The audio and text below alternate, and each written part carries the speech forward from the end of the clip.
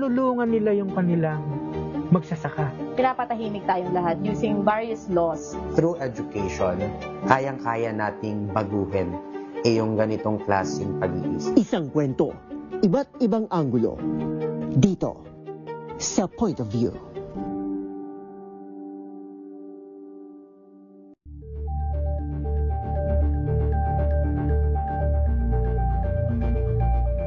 Tambalang Anthony Taberna at Jerry Baha ang gigising sa inyong umaga dahil lalatay ang humahagupit na diskusyon at komentaryo Lunes hanggang Biyernes sa 2x2. Better News. Una sa Pilipinas, una sa Pilipinas. NBS, Trending and Viral Show. Nakahandang sa ating balitan mga kaibigan sa Rapido Hataw. Public Service Hour. Siyempre pa, una sa Pilipinas. Una Ayan sa... ang kabuhanan din pala tuntunan ng break time. Sabay nyo na po ang mga balita at talakayan sa Balansyado. Maraming sa... Ito ay bunso ng naitalang 17 individual ang kanilang naaresto.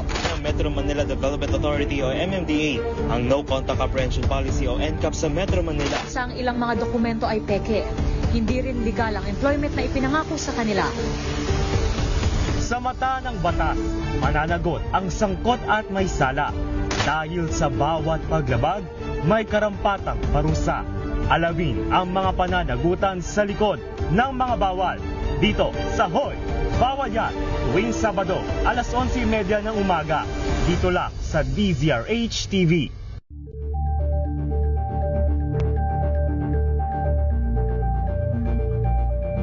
Tumunog na ang gandingan para sa kalikasan. Ang nagkamit ng parangal bilang Best News Anchor ay walang iba kundi si Angelo Palmones ng Magandang Umaga Pilipinas, DZRH Radio 666 kHz.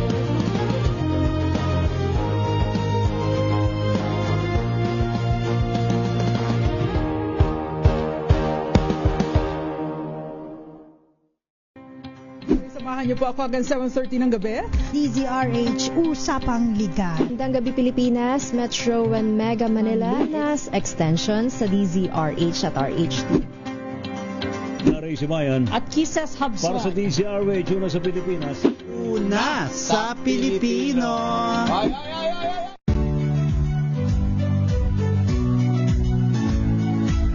Magandang araw mga kaibigan. Ito po ang inyong balerina ng bayan, si Lisa Makuha Elizalde, na nag-aanyaya sa inyong samahan kami at ang aming mga espesyal na panauhin para sa kalahating oras ng masayang kwentuhan sa aming programang Art to Art, kung saan ang usapang sining at kultura ay para sa lahat. Huwag kaliligtaan, tuwing linggo, alas 3:30 ng hapon, dito lamang sa DZRH Radio, DZRH TV, at via online streaming.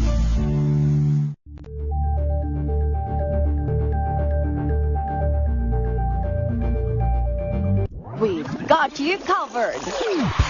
From the hottest hits, exclusive interviews, to the bones fan meet experience, and hataw performances of your favorite stars. Saturdays, 12 noon, dito lang sa DZRH TV.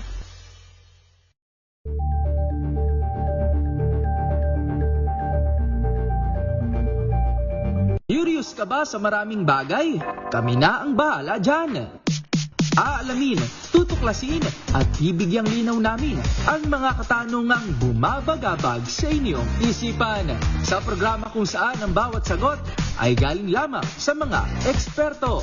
Ang Expert's Opinion, tuwing linggo alas 3 ng hapon, dito lang sa DZRH TV.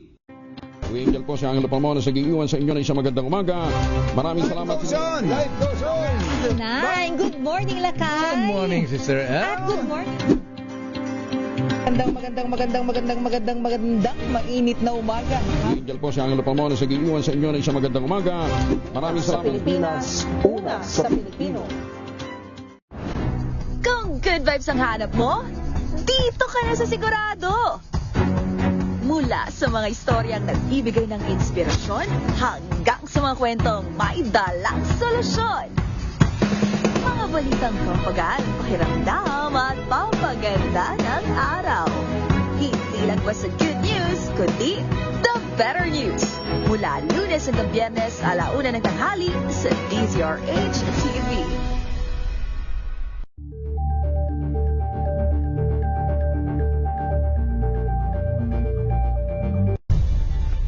Nagsimula sa pangarap hanggang sa maabot ang tagumpay. Iba't ibang kwento, iba't ibang mukha ng atletang Pilipino. Mas pinatindi, mas pinalakas, at mas pinaaksyon sa Match Point tuwing Sabado, 12:30 ng tanghali sa DZRH TV. Better news. Una sa Pilipinas, una sa Pilipinas. MBS, trending and viral show nakahandang sa ating balitan mga kaibigan sa Rapido Hataw Public Service Hour. Siyempre pa, una sa Pilipinas. Una Ayan ang kabuhanan din pala tuntunan ng break time. Sabay niyo na po ang mga balita at talakayan sa Balansyado. Maraming salamat. Tuloy-tuloy ang pagtulong, tuloy-tuloy ang pagseserbisyo, at tuloy-tuloy ang balitaan kasama si May Binauhan sa Operation Tulong mula Lunes hanggang Biyernes.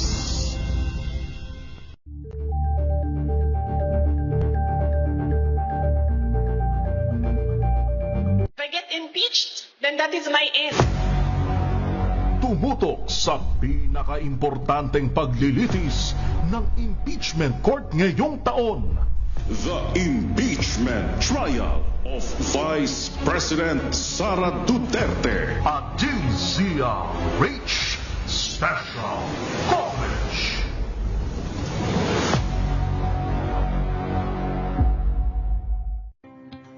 Samahan niyo po ako hanggang 7:30 ng gabi.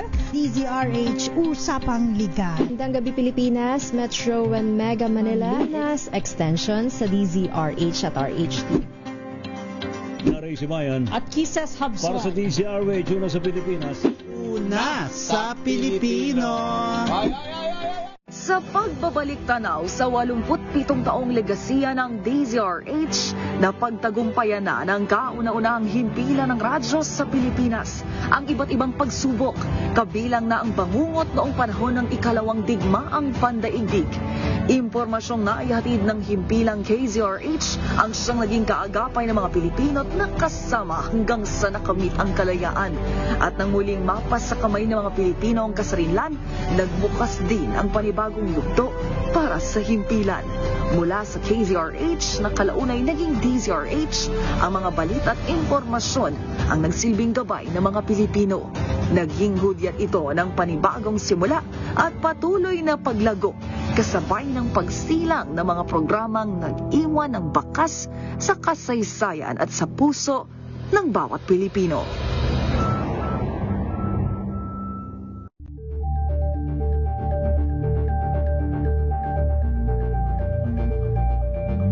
Maagang balitaan, maagang usapan sa mga issue at balita kasama si Kuya Angelo Palmones sa Magandang Umaga Pilipinas mula Lunes hanggang Biyernes.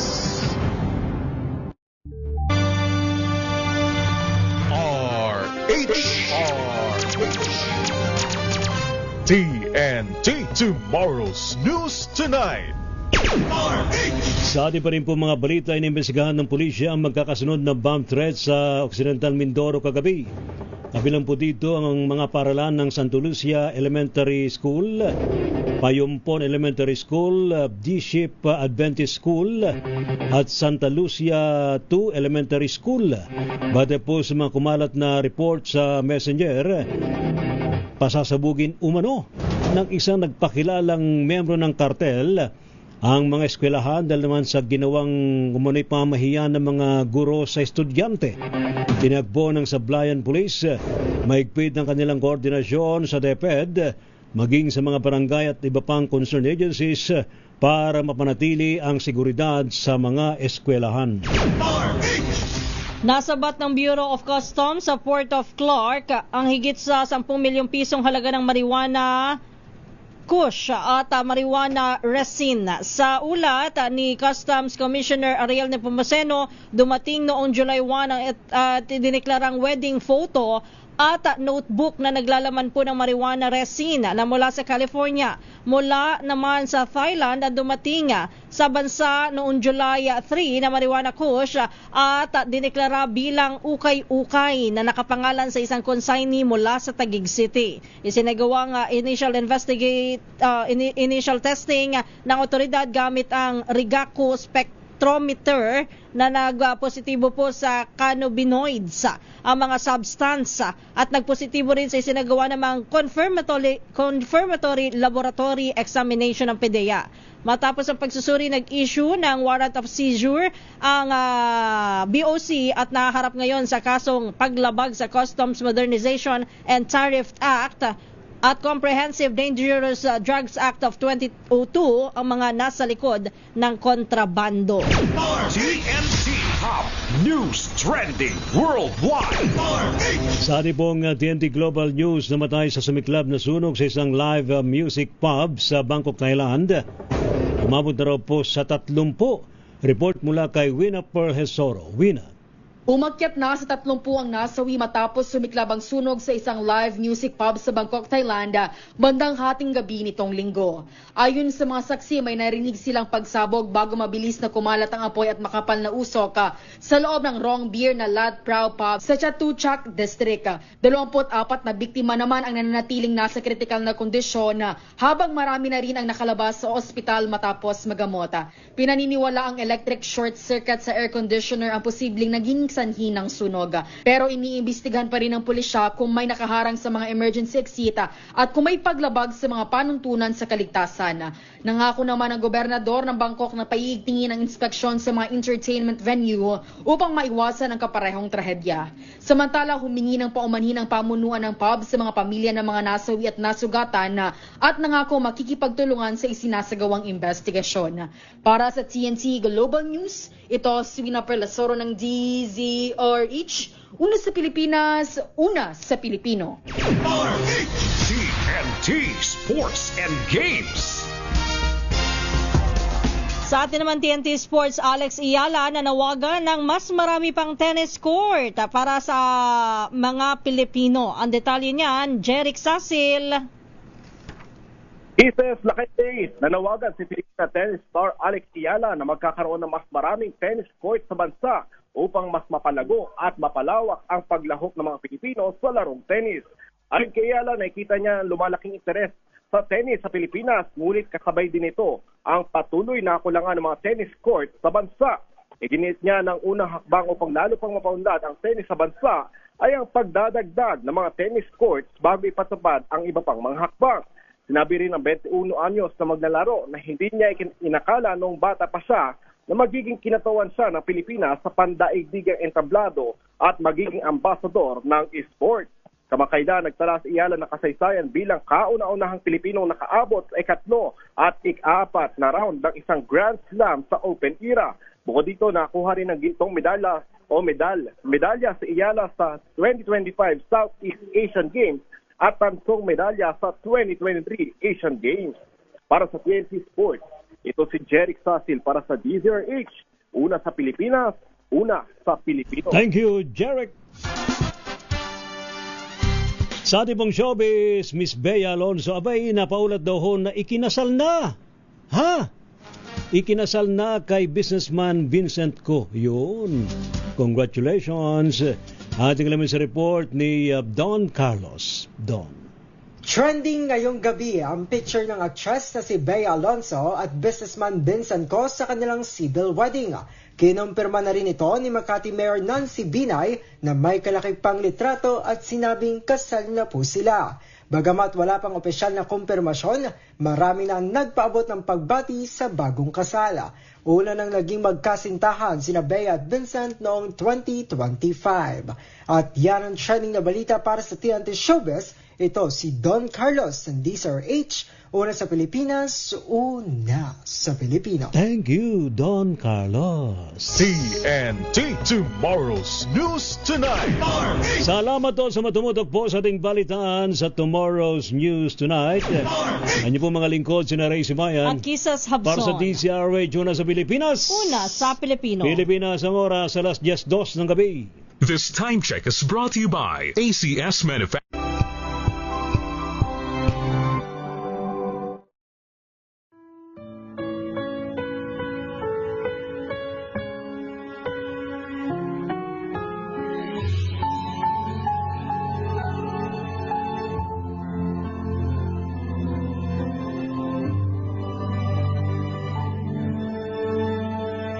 Ito ang oras ng panalangin. Panalangin laban sa mga kalamidad, karahasan at kasamaang panlipunan. Ang mga petisyon na nilalaman ng panalangin ito ay hinango sa mga katuruan ng salita ng Diyos, ang Biblia. Ang salita ng Diyos mula sa mga awit 46, talatang 1-3 at 7. Ang Diyos ang ating lakas at kanlungan, at handang saklulo kung may kaguluhan. Di dapat matakot, mundo'y mayanigman, kahit na sa dagat ang bundok matangay, kahit na manggalit yaong karagatan, at ang mga burol mayanig magimbal. Nasa atin ang Diyos na makapangyarihan, ang Diyos na ating kanlungan. Naway sabayan ninyo ako sa panalangin na ito. Diyos na makapangyarihan, tagapaglikha ng lahat ng aming nakikita at di nakikita, Ikaw na nakakapag-utos at sinusunod ng kabundukan at karagatan, ng kalangitan at kalawakan. Kami ay iyong kahabagan at iligtas sa mga mapagpinsalang mga sakuna na dulot ng kalikasan. Naway huwag mo kaming payagang labis na masalanta ng mababagsik na mga bagyo, ng mapanirang mga sunog,